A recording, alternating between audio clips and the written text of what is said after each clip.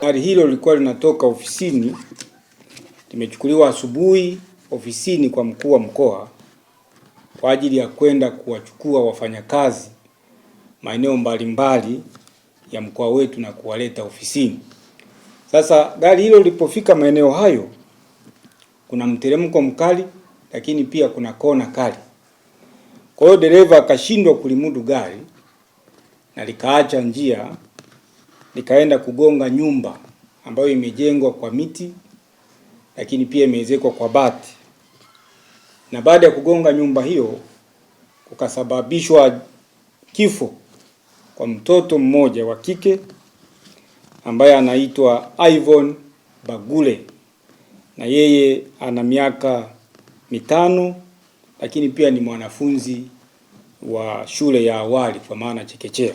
Dereva wa gari hilo amejeruhiwa na mpaka sasa tunavyoongea yupo katika hospitali ya Sokoine kwa ajili ya matibabu. Lakini mwili wa marehemu mtoto wetu mpendwa uko pale Sokoine kwa ajili pia ya hatua za kitabibu na mambo mengine ya kiuchunguzi kwa ajili ya hatua za kisheria zitakazofuata baadaye.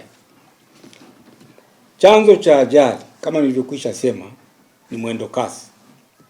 Na hivyo natoa wito kwa watumiaji wote wa vyombo vya moto katika mkoa wetu wa Lindi kuendelea kuendesha vyombo hivyo kwa kuzingatia sheria, kanuni na taratibu zilizopo ili kuepusha ajali zinazoweza kupelekea madhara ikiwemo vifo na uharibifu wa mali.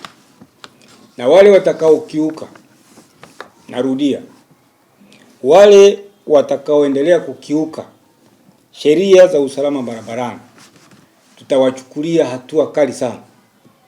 Na hata huyu dereva tukibaini alifanya makusudi au amekengeuka kimakusudi, tutachukua hatua kali sana, ikiwemo ni kuwafikisha mahakamani. Ili kuwa mwanafamilia bora wa Global TV, usisahau kusubscribe, like, kushare na kucomment. Baada ya kusubscribe, bonyeza alama ya kengele ili kupata taarifa kwa kila video inayopanda Global TV Online.